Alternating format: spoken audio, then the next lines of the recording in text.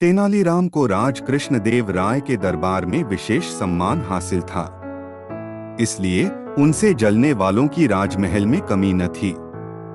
एक समय की बात है, विजयनगर राज्य के हालात अच्छे न थे। राज्य पर पड़ोसी देश के हमला करने का खतरा मंडरा रहा था।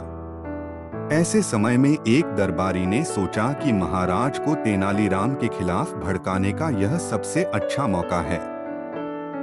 एक दिन महाराज कृष्णदेव राय अपने बाग में बैठे कुछ सोच रहे थे कि तभी वहां एक कुटिल दरबारी पहुंच गया। उसने राजा से कहा कि महाराज, अगर आप गुस्सा न करें तो आपको एक बात बताना चाहता हूं। राजा बोले, निडर होकर बोलो। दरबारी बोला कि आप जानते नहीं, लेकिन तेनालीराम पड़ोसी राज्य से मिला हुआ है।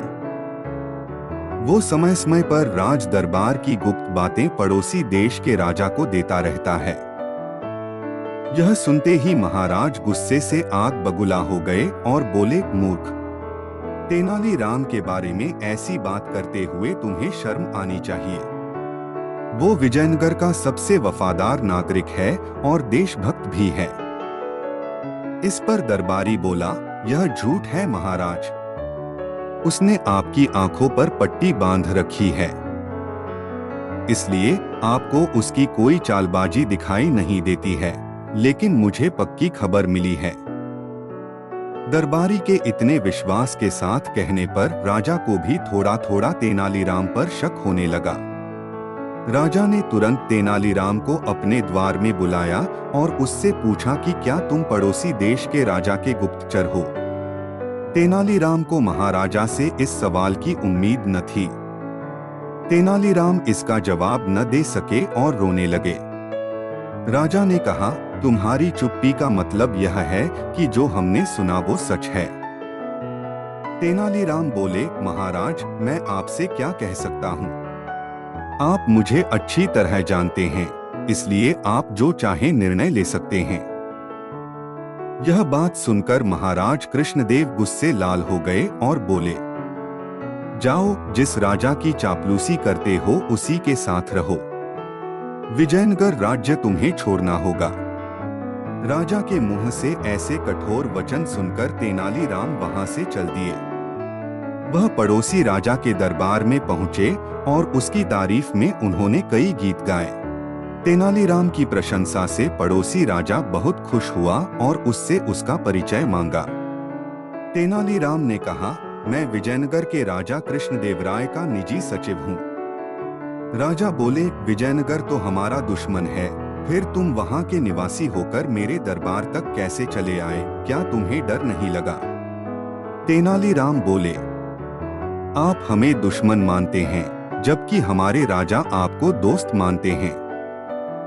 पड़ोसी राजा ने चौंक कर पूछा, लेकिन हमारे दरबारी तो कहते हैं कि कृष्णदेव राय हमें दुश्मन मानते हैं। तेनालीराम बोले, विजयनगर के दरबारी भी राजा को ऐसे ही भड़काते हैं, लेकिन हमारे राजा उनकी बातों में नहीं आते। वो तो आपकी तारीफ करते हैं। उनका कहना है कि पड़ोसी से दुश्मनी रखना कोई अच्छी बात नहीं है। पड़ोसी देश के राजा को तेनालीराम की बातें अच्छी लगी। वो बोले, कहते तो तुम ठीक हो, लेकिन हम तुम्हारी बात कैसे मान लें? तेनालीराम बोले, मैं खुद उनका निजी सचिव हूँ और उन्होंने मुझे शांति प्रस्ताव लेकर भेजा है। पड़ोसी राजा को तेनालीराम की बात पर यकीन हो गया और बोले, तो अब हमें आगे क्या करना चाहिए? तेनालीराम ने सलाह दी कि एक संधि पत्र और कुछ उपहार विजयनगर राज्य पहुंचाएं और आगे बढ़कर विजयनगर से मित्रता स्वीकार करें।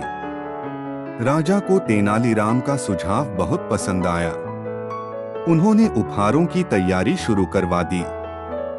उधर राजा कृष्णदेव को तेनालीराम की बेगुनाही का पता चल गया था और वो अपने व्यवहार पर बहुत पछता रहे थे।